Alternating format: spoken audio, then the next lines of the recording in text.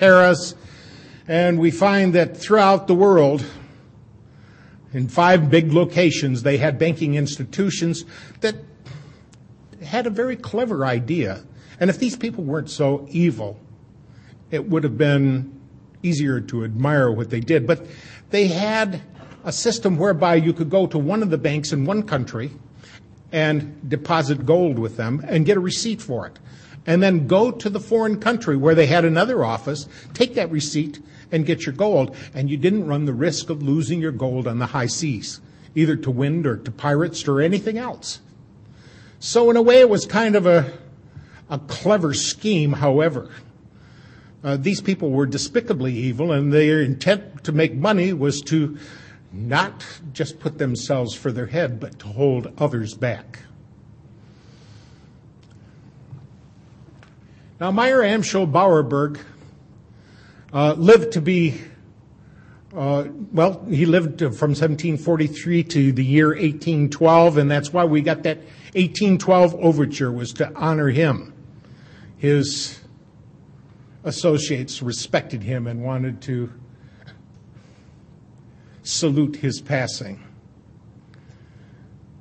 Meyer Amschel Bauerberg changed his name to Rothschild, and he also dropped the Bauerberg suffix and called himself Bauer, closer to home where he lived there at 148 Judenstrassen in Frankfurt, Germany. They later moved down to 148 Judenstrassen, and it was from there that he was able to do much of his chicanery. And he got in league with a guy, William the Ninth of Hesse-Kassel.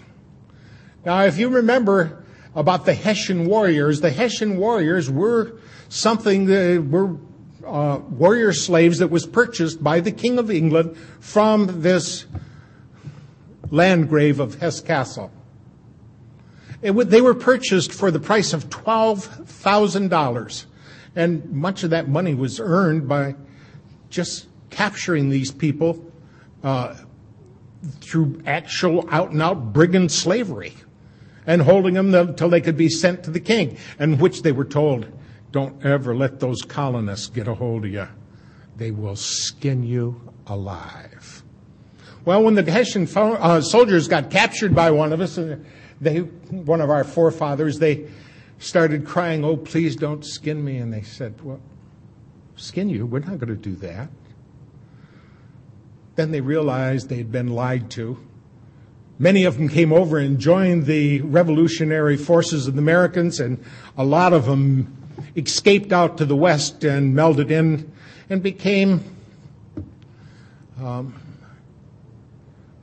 what we might call squatters out there in the wide open west like the rest of us did. Now, they did a pretty good job of interfacing with the Native Americans out there and were able to garner some respect for them. So it was among these same people that brought about so much of the war that we see in front of us throughout history.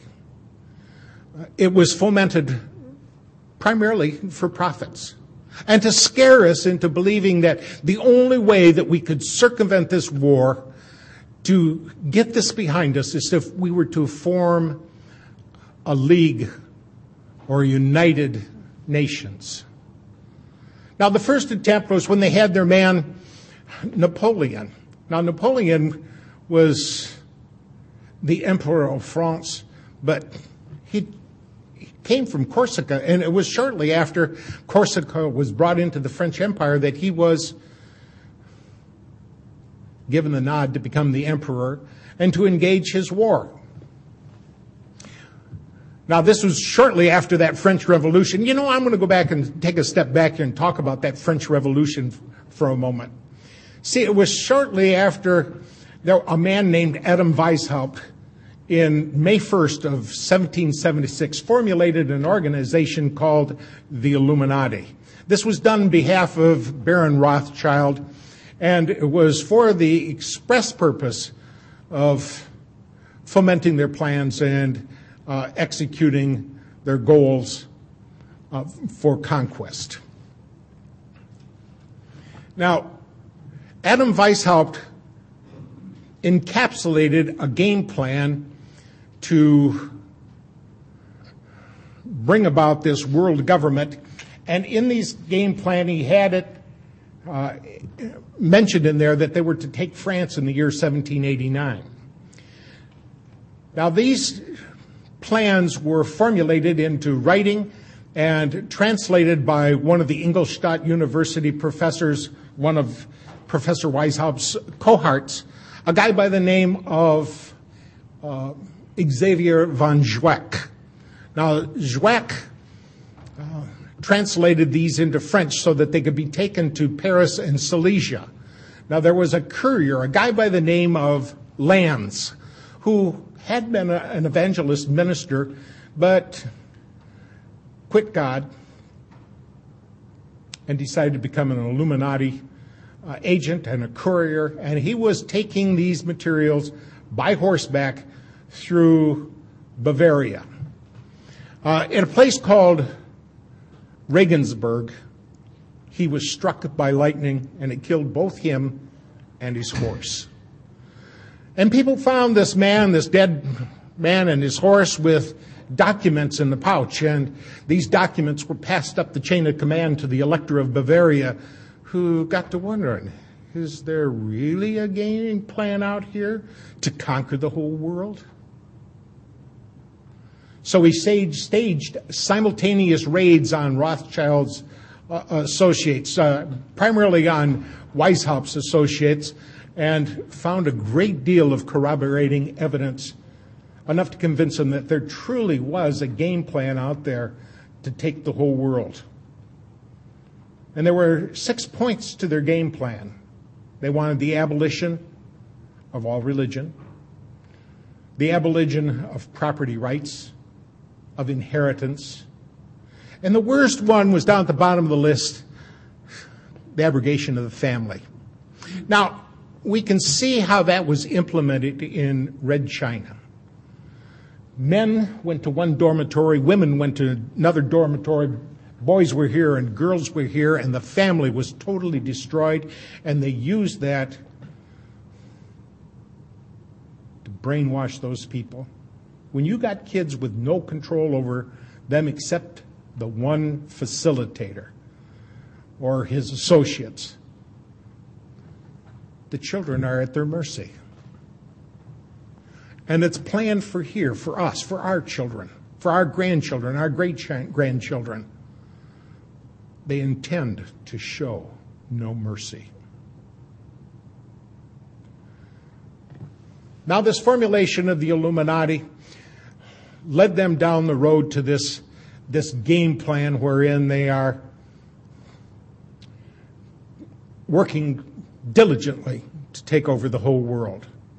And in the course of doing so, when this courier was found, the Elector of Bavaria, one Theodor von Dalberg, decided after he staged those simultaneous raids that he was going to contact every head of church and state in all of Europe and gave them a translation of the documentation that was found in the pouches of that dead courier, that apostate minister named Lanz. And so it was after the Napoleonic War when Napoleon ran into Lord Wellington at Waterloo and was stomped. Now, this would have been a big setback for Mr. Rothschild, but Mr. Rothschild had one of his associates following the war along. And this associate sent a message back to him by carrier pigeon. And the carrier pigeons let him know that Wellington had won. So what he did was he was in Paris at the time, and he jumped in a boat, and he had some men taking through some terribly dangerous seas.